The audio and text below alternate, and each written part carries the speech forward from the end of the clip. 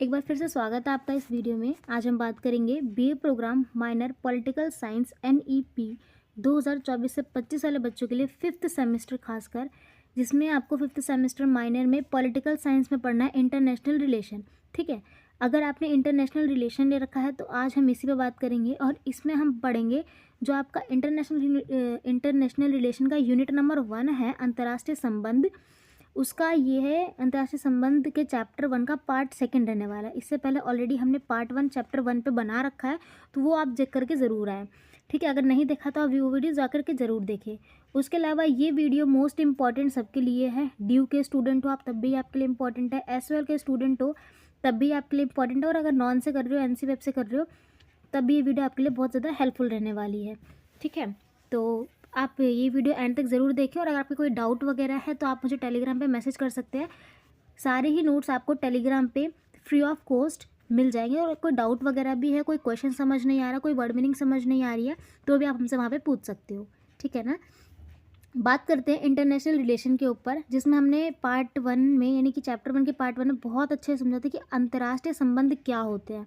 ठीक है ना बच्चों, अंतर्राष्ट्रीय संबंध क्या होते हैं, ठीक ये सारी चीज़ें, और साथ ही साथ हमने उसके बारे में भी बहुत डिटेल से पढ़ा था। थोड़ा सा रिवीजन भी अगर मैं यहाँ पे बताऊँ आपको, देखो अंतर्राष्ट्रीय संबंध को मैंने आपको बताया था कि अंतर्राष्ट्रीय संबंध का मतलब होता है कि जब दो देश, ठीक है, जब दो देश आपस में मिल करके किसी चीज़ को लेकर के, कोई भी, चाहे व्यापार हो, किसी संसाधन को लेकर के हो, कोई मुद्दा हो, ठीक, इन सब को लेकर के कोई भी संबंध बनाते हैं, कोई रिलेशन बनाते हैं, उसी को बोला जाता है इंटरनेशनल यानी कि अंतर्राष्ट्रीय संबंध। ठीक, आज के टाइम पे बहुत सारे ऐसे संगठन हैं जो अंतर्राष्ट्रीय स्तर पर है। सबसे बड़ा एग्जाम्पल आप यूएनओ का ले सकते हो। ठीक है, यूएनओ में जितने भी देश आज के टाइम पे शामिल है, 102 के आसपास की कुछ है, जिसमें भारत भी है, उसमें ये सब क्या है, ये अंतर्राष्ट्रीय संबंध है। अंतर्राष्ट्रीय संबंध, संस्था, संगठन, ये सब बना रखे हैं, तो ये हमारे लिए बहुत ज़रूरी है। क्यों ये ज़रूरी है ये भी हमने देखा था यहाँ पर। ये युद्ध को रोकता है, शांति बनाता है, यानी कि युद्ध, लड़ाई झगड़े कम करवाता है देशों के बीच में, सब कुछ। तो ये चैप्टर हमने पूरा पढ़ा था। साथ में हमने ये भी पढ़ा था कि अंतर्राष्ट्रीय संबंध में जो दो विचारधारा है, इनके बीच में मतभेद क्यों चलता है, यानी कि आदर्शवाद बनाम यथार्थवाद को हमने बहुत अच्छे से समझा था। हम इसी तरीके से यहाँ पे अब ये वाला टॉपिक पार्ट 2 पढ़ते हैं। पार्ट 2 में हमें देखना है कि जो यथार्थवादी था, आपने देखा कि आदर्शवाद और यथार्थवाद में एक कॉमन सा जो अंतर निकल करके आ रहा था, वो ये आ रहा था कि यथार्थवाद पिछली चीज़ों को लेकर के भी चलता है, पर आदर्शवाद आज की चीज़ों में जीता है और सबको बोलता है। आगे चल के यही यथार्थवाद 3 भागों में और ज़्यादा विकसित हुआ, यानी कि धीरे धीरे इसमें कुछ विचारें और ऐड हुई, और इसमें 3 रूप और देखने को मिले। यथार्थवादी को और विकसित करा, उसे शास्त्रीय यथार्थवाद का नाम दिया गया, और यथार्थवादी 3 स्तर पर है। एक शास्त्रीय यथार्थवाद, संरचनात्मक यथार्थवाद और नवशास्त्रीय यथार्थवाद। संरचनात्मक यथार्थवाद में कुछ विचार और ऐड हुए, तब जाकर के ये नवशास्त्रीय यथार्थवाद बना। ठीक, तो अब हम 1 बाय 1 सबको पढ़ते हैं। शास्त्रीय यथार्थवाद को पढ़ते हैं। देखो, शास्त्रीय का मतलब होता है शास्त्रों से, यानी कि पिछली चीज़ों से। ये विचारधारा कहता है कि मानव प्रकृति पर हमें जोर देना चाहिए ताकि युद्ध को रोका जा सके।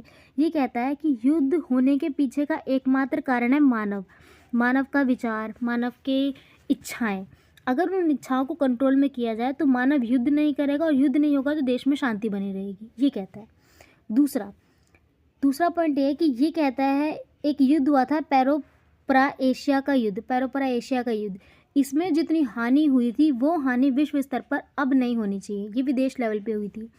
साथ में शास्त्रीय यथार्थवाद कहता है कि मानव स्वार्थी होने के कारण ही युद्ध करता है, अपनी इच्छाओं की पूर्ति करने के लिए संघर्ष करता है, और संघर्ष से ही युद्ध पैदा होता है।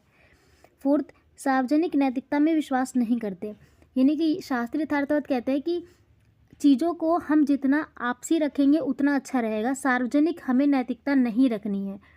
यानी कि बेसिकली ये कहीं ना कहीं लोकतंत्र के कुछ नियमों का भी उल्लंघन करता है, ये बात है।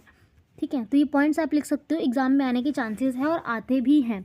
लॉन्ग क्वेश्चन में आया अगर 8 नंबर में, तो आप इन पॉइंट्स को लिख सकते हो। दूसरी जो इसका स्तर है वो है संरचनात्मक यथार्थवाद। ये कहता है कि अंतर्राष्ट्रीय प्रणाली के अराजक संरचना है। अंतर्राष्ट्रीय प्रणाली की अराजक संरचना का मतलब है कि अंतर्राष्ट्रीय अगर स्तर पर कोई देश आपस में जुड़ रहे हैं तो उनके अंदर कई चीज़ें शामिल होनी चाहिए। अराजक का मतलब होता है अलग अलग। ठीक है, उसके बाद राष्ट्रीय स्तर पर राजनीतिक नेताओं, संस्थाओं और वैचारिक प्रतिबंध को अलग रखना। संरचनात्मक स्थिति यही कहता है कि हर एक सरकार की अपनी अपनी संरचना होनी चाहिए। एग्जाम्पल के लिए आप मान लो भारत है, भारत में संसदीय संरचना है, ठीक है, न्यायपालिका अलग है, कार्यपालिका अलग है, सबका काम अलग अलग है। तो क्या है, एक संरचना में काम करती है ना। गांव स्तर पर देखोगे तो पंचायती व्यवस्था होती है, ये सब चीज़ें। तो यही कहता है कि राष्ट्रीय स्तर पर राजनीतिक नेताओं, संस्थाओं और वैचारिक प्रतिबंध को अलग रखना चाहिए। संरचनात्मक यथार्थवाद बैंड वगैरह के संतुलन में रखने की कोशिश करते हैं। बैंड वैगन, ये जो है ये इंपॉर्टेंट है, ये आपको दिखने में लग रहा होगा ये बैंड वैगन किस चीज़ की बात की जा रही है। तो देखो बैंड वैगन के बारे में आपको बताती हूँ। बैंड वैगन जो है वो एक ऐसी स्थिति होती है जहाँ एक इंसान दूसरे के दबाव में आकर के कोई काम करता है। तो संरचनात्मक यथार्थवाद यही कहता है कि हमें बैंड वैगन यानी कि किसी के दबाव में आकर के काम नहीं करना है, चाहे वो सरकार की बात हो या किसी संगठन की नीति की बात, ठीक है, ये चीज़ें हैं। संरचनात्मक यथार्थवाद खत्म। अब देखिए इसी में कुछ और नए विचार जुड़े जिसको नवशास्त्रीय यथार्थवाद बोला गया। ये नए विचार जोड़ती है, ये विचारधारा दोनों ऊपर की विचारों को जोड़कर घरेलू बातों पर भी जोर देती है। ये विचारधारा विदेश नीति को स्थापित करती है और सभी राज्यों के साथ एक जैसा व्यवहार करने की बात करती है। ये शास्त्रीय परंपराओं को पुनः जीवित करने पर जोर देती है। समझ आ गया आपको? आई होप कि यथार्थवादी जो टॉपिक था ये आपको बहुत अच्छे से क्लियर हो गया होगा। कोई डाउट नहीं होगा, अभी भी कोई डाउट है तो कोई टेंशन वाली बात नहीं है, आप टेलीग्राम पे मैसेज कर सकते हो, ठीक है। आपका सेमेस्टर 5 का पॉलिटिकल साइंस का सिलेबस स्टार्ट हो चुका है, बहुत जल्द हम इसको कोशिश करेंगे एग्जाम से पहले ख़त्म भी करवाने की। रही बात हिस्ट्री की, तो माइनर में जो हिस्ट्री पढ़नी है इस बार आपको 1700 से 1857 तक का, उसका भी सिलेबस खत्म हो चुका है, तो आप वो जा करके चेक कर सकते हो। लिंक आपको डिस्क्रिप्शन में मिल जाएगा, नहीं तो आप प्लेलिस्ट चैनल पर जा करके चेकआउट कर सकते हो, ठीक है ना।